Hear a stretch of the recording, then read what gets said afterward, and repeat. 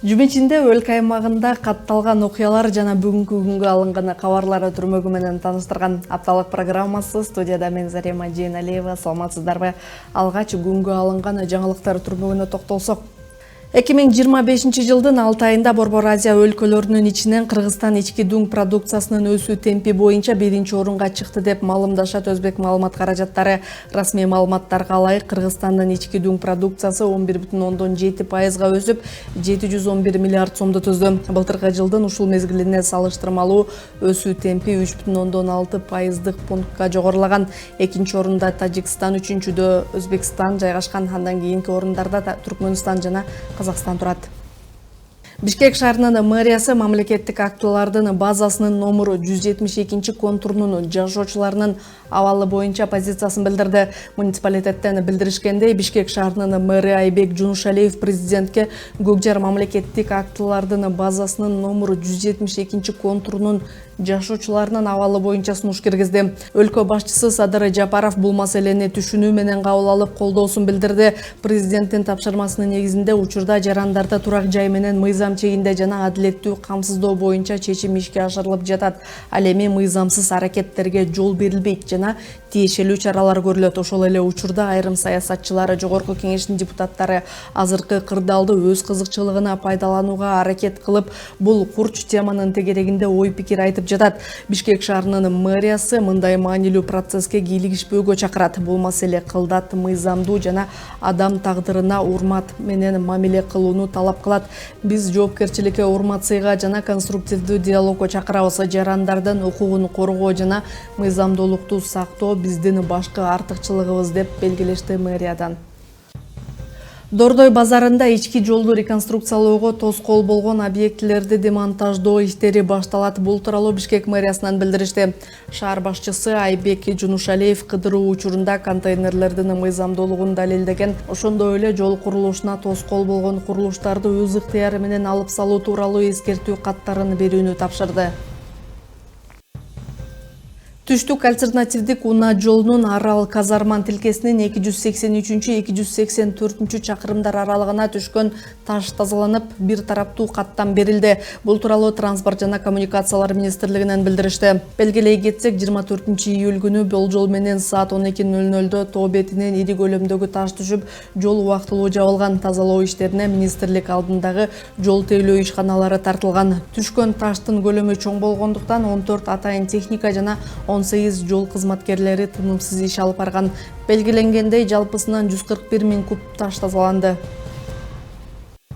Эверестти багындырган белгилүү альпинист Асель Байбагышева Тажикстандын 2 жогорку чокусун багындырып, Кыргызстандын альпинизм тарыхында ак элбирс титулун алган алгачкы айым болду. Бул тууралуу ал өзүнүн социалдык тармактагы баракчасы аркылуу билдирди. Белгилүү болгондой, Асель Байбагышева 4-июнда Тажикстанга сапар алган. 17-июлда ал Озоди чокусуна, ал эми 4-августта өлкөнүн эң бийик чокусу болгон Исмоили Сомони чокусуна ийгиликтүү чыгып, максатына жеткен. Ак элбирс наамы бул мурдагы СССРдин аймагында жайгашкан бардык 5-7 000 метрлик чокуну багынткан альпинисттерге ыйгарылган расмий эмес, бирок абройлуу наам. Бул жетишкендиги үчүн альпинистке өзгөчө төш белге ыйгарылат. Анын расмий аталышы СССРдин бийик тоолорун багындыруучу. Наам альпинисттер арасында чоң сыймык катары саналат жана физикалык, руханий күчтүүлүктүн символу болуп эсептелет. Күн мурун Куала-Лумпур шаарында Таиланд менен Камбоджанын ортосунда сүйлөшүүлөр өтүп, жыйынтыгында эки өлкө ок атышпоо келишимине кол коюшту. Бул тууралуу Синхуа агенттиги жазды. Маалыматка ылайык, жолугушууда тараптар ок атышпоо боюнча кеңири жана деталдуу талкуу жүргүзүп, төмөнкү макулдашууларга жетишти. Аймактык мониторинг механизмин түзүү, өз ара ишенимди калыбына келтирүү, эл аралык гуманитардык укуктун негизинде туткунга алынган жоокерлерге аяр мамиле кылуу. Өз кезегинде Таиланд эки өлкө макулдашууга келип байланышты үзбөй маселелерди эки тараптуу механизмдер аркылуу чечүүгө макулдашканын билдирген. Мындан тышкары Таиланд менен Камбоджа бир айдын ичинде комитеттин кезектеги кезексиз жыйынын өткөрүүнү да макулдашышкан. Эми кезекти жумичинде кабарчыларыбыз даярдаган баяндарга берсек. Ишкер аялдар бул ар дайым үлгү жана демилге жеке конок үйүн ачкан Мээргүл Каракозуева Ош шаарындагы ийгиликке жетишкен ишкер айымдардын бири. Анын ийгилиги биринчи кезекте өз ишине берилгендиги жана чыныгы кызыгуусу десек болот. Мээргүл кыргыз, орус, англис тилдеринде жаңсоо тили аркылуу мыкты баарлашат. Кулагы укпаганы ага эч кандай тоскоолдук жаратпайт. Кененирээк каарманыбыз жөнүндө кийинки материалда.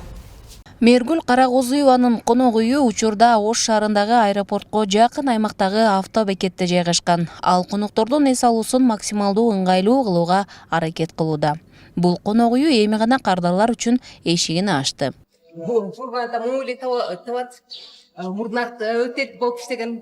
Азыр биз айтат десек артынан билдирет деп кыргыздар боюнча сурай беришет экен. Өз кыргыз элесесиң негизи. Кызар, кукарт, арт деген айтат бөлө бар экен.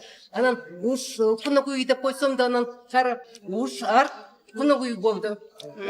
Конок үйдөбүз чет өлкөлүктөр менен көбүшөшөм. Кыргызстан туризм өлкөсүнө айланып баратат. Алар конок дегенди түшүнбөсө деле керек. Ошон үчүн хотел дегенде түшүнөт. Ошон үчүн аңгышаны жазып койдум. Конок үй хотел. Ошта деле аңгышы билет да. Кириши аңгышы. Мээргүл Каракозуева 12 жашында менингит болуп ооруп, анын натыйжасында кулагы укпай калган. Ал өзүнүн максаттарын ишке ашырууда эч кандай тоскоолдуктар жок экендигин айтат. Жазуу жолу менен эркин баарлашып, адамдар менен тез эле тил табышат. Бул конок үйүн бүтүрүү кыйынга тургандыгын айтат. Эки түп бөлмөлөр бар. Биртибинде биз сануусуз жайгаштырдык. Жуунучу раковиналар ушул жерде. Ар бир бөлмөдө телевизор бар, кондиционер бар. Анан ар бир бөлмөдө 2ден кровать коюлган. Кроваттар анатомический матрас. Бул эң жакшы конок үйлөрүндө колдонулган эң жакшысы анатомический болот. Ошон үчүн коноктордун көбү матрас каяктан алдың деп сөз сурашат. Анан дагы бир ыңгайлуулукка токтолгум келет. Бул blackout шторалар күндүн нурун өткөрбөйт. Алыстан учуп келгендерди үчүн же чарчагандар үчүн аябай ыңгайлуу. Себеби штораны неме кылып караңгылатып коюп, уктап уйкусун кандырат. Бул абдан маанилүү деталь. Матрас, blackout штора, анан кийин санузел. Жалпы 13 бөлмө бар. Анын 5 санузел менен 8 азырынча общий санузелге барып жатышат. Бирок келечекте уруксат алсам, анда аларга дагы санузел койдурат элем. Техникалык жактан уруксат бере алышпады. Ошого кийинки калтырылдым. Заманбап отель бардык ыңгайлуу шарттарга ээ. Бүтүндөй аймагы боюнча акысыз Wi-Fi күнү-түнү иштеген унаа токтотуучу жери жана башка кызматтары да жеткиликтүү. Мээргүл 3 тилде эркин сүйлөйт. Анын чет тилдерин билүүсү Оштогу жаңы ачкан Ош Арт Отель аталышындагы конок үйүн иштетүүгө жардам берет. Конок үйүн иштетүү менен ал чет өлкөлүктөргө Кыргызстандын кооз жаратылышын, табигый даамдарын да тааныштырат. Туристтер менен эркин баарлашып, алардын өз өлкөсүндөгү тажрыйбалары менен башкаларга да бөлүшөт. Мен бул отелди Booking аркылуу таптым. Кече жайгашкам. Келери менен бул жердеги шарттар мага жакты. Тынч, башкысы таза жана ашыкча нерселери жок экен. Анан дагы отель ээсинин мамилеси сонун. Мажасын сактап койсо болот да. Мээргүл конок үйүнүн тиричилик ишин уюштургандан тышкары дүйнө жүзүндө колдонгон издөө сайттарын маалыматты сапаттуу жайгаштыра алат. Анын жардамы менен туристтер негизинен чет элдик мейманкаларды онлайн брондоп келишет. Жаш ишкер аял бул ишке ал оңой эмес турмушунан улам келди десек болот. Мээргүл 27 жылдан ашык убакыттан бери укпайт. 12 жашында анын кулагы укпай калган. Биздин өлкөдө майыптуулугу бар адамга билими болсо да жумуш табуу оңой эмес. Бирок бул жагдайга Мээргүлдүн күчү тайган жок. 10 жылдык мурун жашоо менен салыштырганда азыркы жашоом 10 жыл мурун кулагым укпаганы аябай өксүк же жашоо тартууну күч эле. Азыр анчалык деле эмес негизи. Күндүк кишиме көп деле тоскоол болбойт. Мен сразу айтам да, кулагым укпайт, жазып бергиле дейм. Коноктор биринчи келген коноктор биринчиден калышат, анан кийин түшүнмөй жаза баштайт. Анан кеткенде уже расм менен кол менен билдире баштайт. Мындай рахмат, жакшы экен, же ушундай деп. Анан технология өнүгүп жатат. Мен азыр чат-ботторго кызыгып, ушул бизнеске чат-ботторду киргизүү аракетин көрүп жатам. Мисалы, телефонго жазганда, чече алганда сразу эле кандай суроо берилсе, чат-бот ошого дайындап койгонсун жоопторду суроолорго жооп берет экен. Мен ушуга кызыгып азыр кантип ушуну өзүмдүн бизнесиме киргизсем болот, ошонун үстүнө иштеп жатам. Мээргүлдүн максаттары бийик. Анын айтымында ийгилик дароо келе бербейт. Кичинеден бирок ишеничтүү кадамдар менен баштоо зарыл. Аны ийгилик коштоду деп айта берсе болот. Бирок жашоо анын кадырын билип, өзүнө ишенгендерге гана мүмкүнчүлүк берет. Жеке ишкерлик менен алектенген Мээргүл конок үйүндөгү мүмкүнчүлүктөрдү пайдаланып, эми ишкерлигин кеңейтип, жумуш орундарын түзүүнү максат кылууда. Гүлжан Ажиматова, Алишер Мусажалил уулу, Ош шаары. Өзгөчө кырдаалдар министрлигинин Ош шаардык башкармалыгы тарабынан жаңы окуу жылынын башталышына карата жалпы билим берүү мекемелеринде өрт коопсуздугун алдын алуу боюнча профилактикалык иш-чаралар жүргүзүлдү. Бул иш-чаралардын негизги максаты билим берүү мекемелеринде өрт кырсыктарынын алдын алуу, окуучулардын жана мугалимдердин коопсуздугун камсыздоо. Бул Ош шаарындагы Валентина Терешкова атындагы мектеп-интернаты. Жаңы окуу жылынын башталышына карата аталган мектеп-интернаттын жаңы имаратынын курулушун аяктоо пландалууда. Интернат 700 орунга, анын ичинде 500 жатак орунга ылайыкталган. Имаратта спорт залы, сырткы аянтчалар, санитардык блок, бакча зонасы жана башка заманбап шарттар каралган.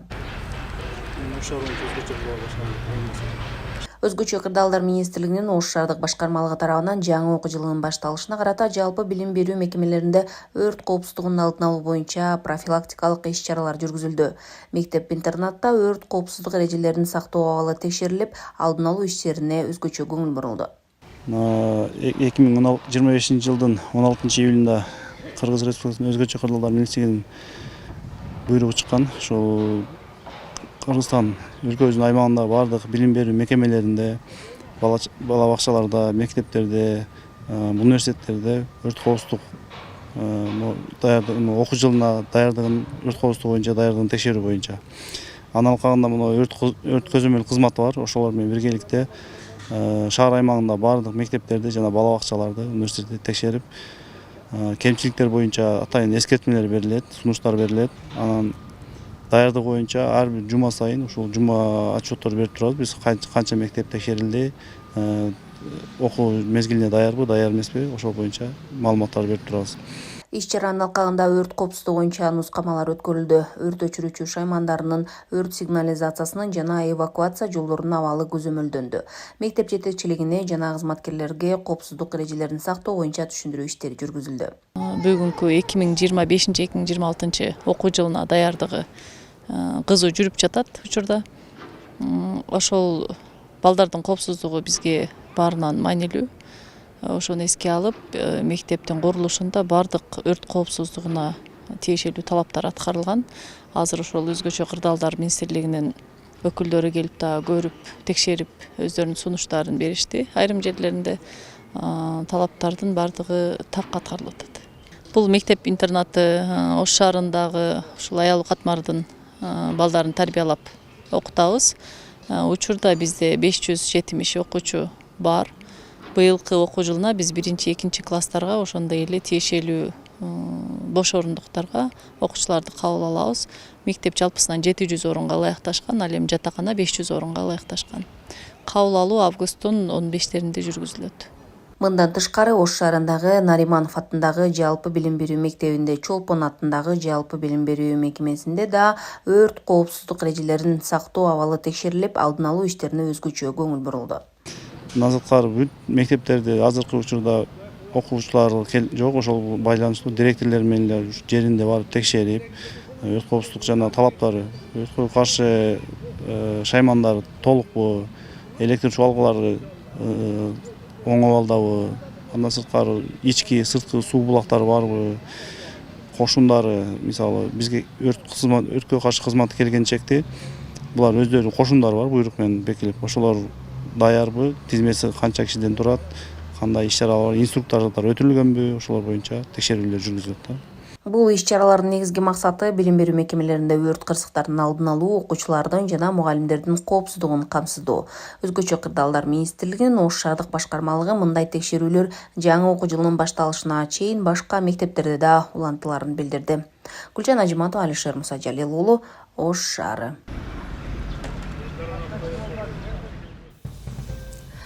Ош шаарында көп кабаттуу үйлөрдүн фасадтарын жаңылоо иштери жүрүп жатат. Калаада жарым жылдыктын жыйынтыгы менен бир катар көп кабаттуу үйлөр жана бир катар административдик имараттар сырдалды. Учурда бул багыттагы иштер улантылууда. Белгилей кетсек, үйлөрдү сырдоо муниципалдык кошумча каржылоо программасынын алкагында жүргүзүлүүдө. Ош шаарында көп кабаттуу үйлөрдүн фасадтарын жаңылоо иштери жүрүп жатат. Анда шаардын муниципалдык турак-жай коммуналдык башкармалыгы тарабынан жыл башынан бери 35 үйлөр жана административдик имараттар сырдалган. Учурда бул багыттагы иштер улантылып, жыл аягына чейин дагы 35 үйдүн фасадын бирдей багытка келтирүү пландалууда. Быйылкы жылы 6 айлыкта бүгүнкү күндө 31 үйдү актап сырдадык. Жана жыл акырына чейин дагы бир 30 үйдү актап сырдайбыз деген планда бар. Былтыр жыл ичинде 35 үй актаганбыз. Быйыл көбүрөөк кылайлы деп, суббота базардагы иштеп, ошо 60 үй кылайлы деген планда бар быйыл. Көп кабаттуу үйлөрдү сырдоо муниципалдык кошумча каржылоо программасынын алкагында жүргүзүлүүдө. Анда аталган ишкана тарабынан чыгымдардын 50% каржыланып, калган жарым пайызы көп кабаттуу үйлөрдүн жашоочулары тарабынан берилет. Мындан улам бардык жашоочулар калаадагы муниципалдык турак-жай коммуналдык башкармалыгына арыз менен кайрылса болот. Мына ушул мэр Жеңишбек Шермоетович мына Масалиева көчөсүндө үйлөрдү актап сырдоо боюнча тапшырма берген. Архитектор тарабынан дизайн код берип, мына Масалиева 4, 10, 14 үйлөрдү мындай бир кылып актап сырдоо иштерин бүтүрдүк азыркы күндө. Булар 50% акчасы жашоочулар тарабынан, 50% акчасы мэриянын кош каржылоо долбоору аркылуу бөлүнүп берилди. Ошонун негизинде актап сырдоо иштерин бүтүрдүк азыркы күндө. Айырмасы жок. Мына эски үйлөр жашоочулар арыз менен кайрылат. Биз эсептеп чыгымдарын чыгарып беребиз, ошонун 50%-ын төлөйт. Мэрия 50%-ын бөлүп берет, ошону актап сырдай беребиз. Шаардагы көп кабаттуу үйлөрдүн сыртын актап сырдоо жаңылоо иштери акыркы 3 жылдан бери аткарылып келет. 2024-жылы кала боюнча 30га жакын үй сырдалган. Жергиликтүү жашоочулар бул иштерди тездетип, шаарды көркүнө чыгаруу керек дешет. Ага катар көзгө жагымдуу түстөр тандалса жакшы болорун да айтышууда. Ушундай кылып өзгөртсөңөр болот. Мына эски үйлөр баары жакшы болуп калыптыр улум. Мына ушундай өзгөртсөңөр, мынандай көп сары эмес, жакшы түстөк экен да мына. Анан разноцветный болсо дагы шаар кооз көрүнбөк да. Жашоо совсем өзгөрүп жатат да, 21-жылдын эмеси болуп. Ошого эми разноцветный болсо шаарыбыз кайра дагы кооз көрүнбөк да. Азыркы тапта ар бир үйдү актап сырдоого ишкананын 6 кызматкери жана атайын техникалар тартылган. Ошондой эле боёктун сапатына өзгөчө көңүл бурулуп, түстөрдү жашоочулар өздөрү тандап жатат. Бүгүнкү күндө каражаттын 50%-ын төлөп, кезекте турган 20 турак үй бар. Азыр бизге ушул күндө, мына бүгүнкү күндө 50% акчасын төлөп койгон 20 да үй бар. Азыр очередь менен, кезек менен кетип атат ошолор. Боёгондо бизде 6-8 бала иштейт. Ылдыйда леса менен чачышат, өдөн автобуска менен чачышып. Азыр мына мэрибиз дагы жаңы техникаларды алып келип атат. Аз дагы bundan дагы техникалар көбөйүп, вышкалар келип калат жакында. Буга чейин шаар башчысы калаадагы эски үйлөрдүн сыртын көрүнүшүн бирдей фасадка келтирүү боюнча тиешелүү жетекчилерге тапшырма берген. Белгилей кетсек, 1950-1960 жылдары курулган эски көп кабаттуу үйлөр бузула тургандыгы айтылган.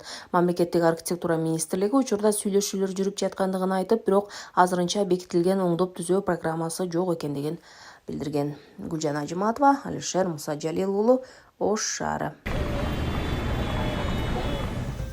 Кыргызстанда кулак оорусунан жабыркаган балдардын саны көбөйүүдө. Буга бузулган экология, ата-эненин саламаттыгынын начарлыгы жана баланын ымыркай кезинде толук текшерилбей жатканы себепкер болууда.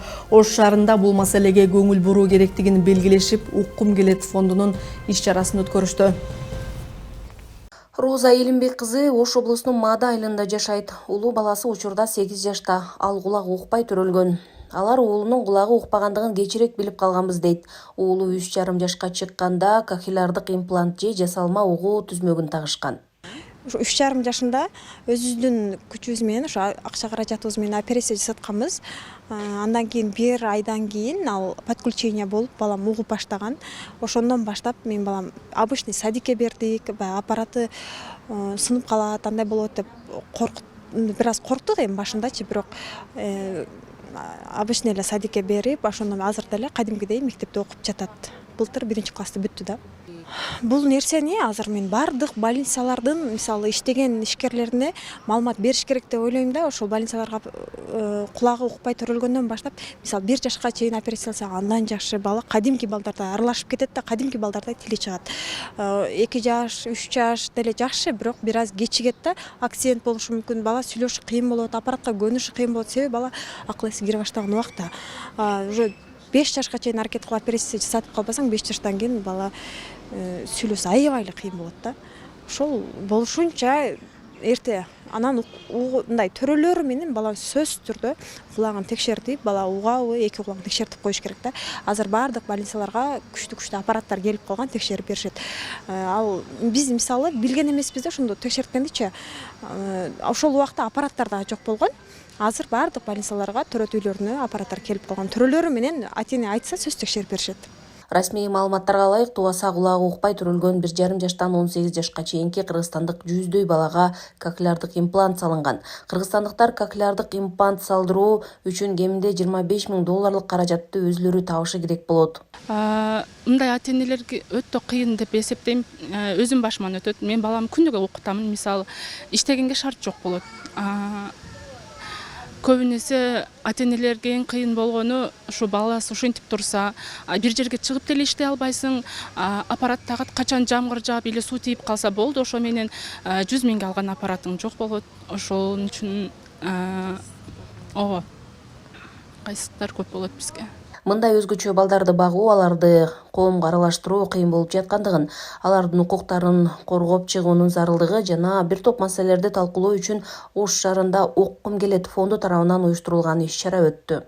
Азыркы иш-чара бул Ош областынан, Жалал Абадтан атайын ата-энелерди чогултуп, өздөрүнүн укуктарын бир аз да болсо билгенибизге өзүбүздүн салымыбызды кошуп кетейик деп келгенбиз.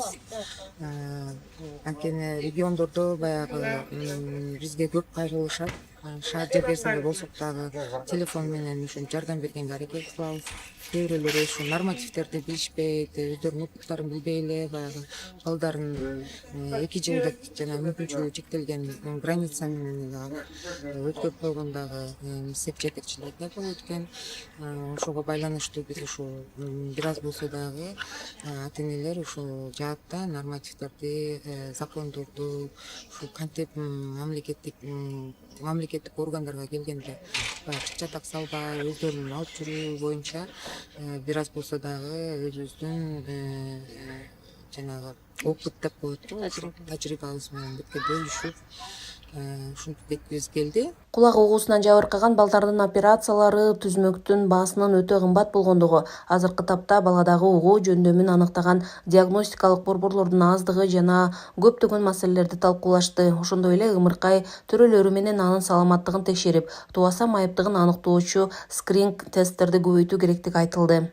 Мурун мисалы кулак угуу, кулак ухо-горло-нос боюнчачы эч кандай протоколдор, нормативдер жок болсо азыркы учурда Министерство здравоохранениядан комиссия түзүлүп, ошонун негизинде протоколдор жазылып, нормативдер аткарылып, ушинтип келатат. Эми баягы көч акырындык менен оңолот дегендей, биз ойлойбуз, что Кудай буйруса бир 3 жыл, 5 жылдын ичинде ата-энелер дагы ушинтип өздөрүнүн укуктарын билип баштаса, мамлекеттик органдарыбыз ушундай туура нормативтерди жазып, ошолордун укуктары закондук негизде иштелип калса, бул көп ата-энелер үчүн жана балдардын келечеги үчүн бир чоң салган кошумча жеңишибиз деп ойлойбуз.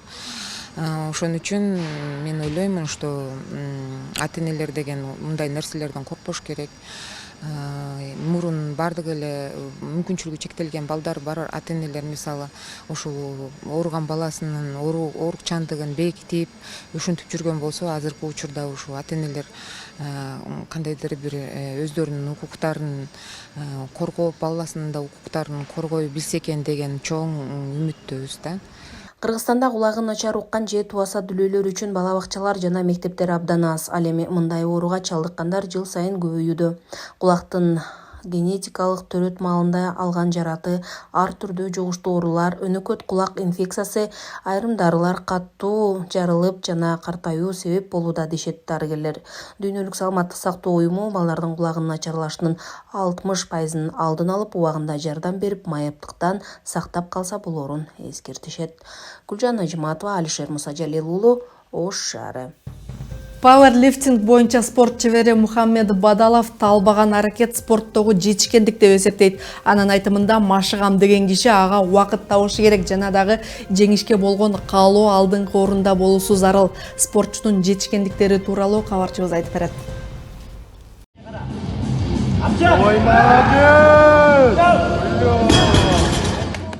Кыргыз желегин желбиретип көтөрүп бараткан бул спортчу Мухаммед Бадалов. Тасма мындан 3 жыл мурун Бишкек шаарында тартылган. Мухаммед анда пауэрлифтинг боюнча өткөн 1-чи Евразия чемпионатында 1-чи орунду алган.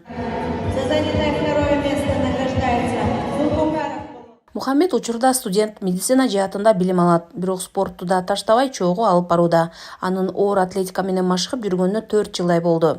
Мен биринчи залга келгенде тренировканы чукуудан баштайм. Себеби кан айлануу жакшыланат. Андан кийин баштан путка чейин машыгын улантам. Себеби кызыл алыш үчүн, травма албастык үчүн. Андан кийин болсо становый тяга деген вид бар биздин спортто. Ошону баштайм.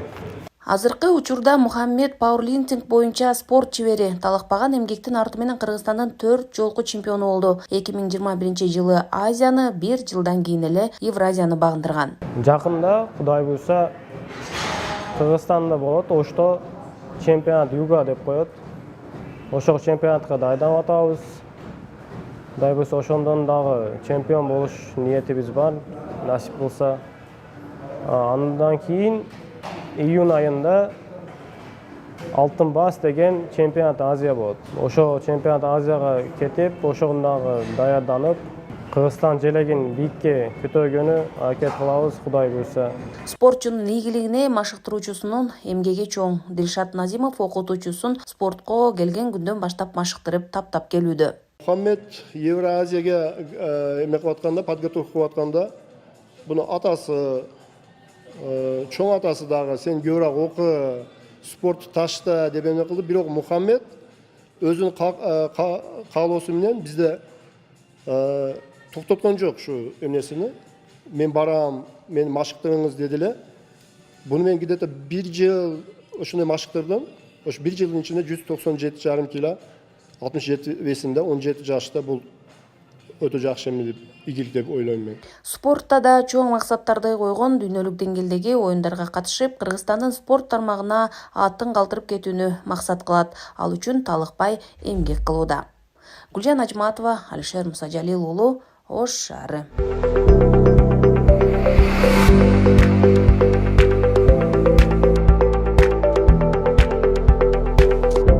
Бул апта калынган жаңылыктар мына ушулар болду. Ушул жана башка кабарлардын топтому менен 3W Чекит, Азия ТВ Чекит KG сайтынан жана Facebook, Instagram баракчаларыбыздан, ошондой эле YouTube каналыбыздан таанышып турсаңыздар болот.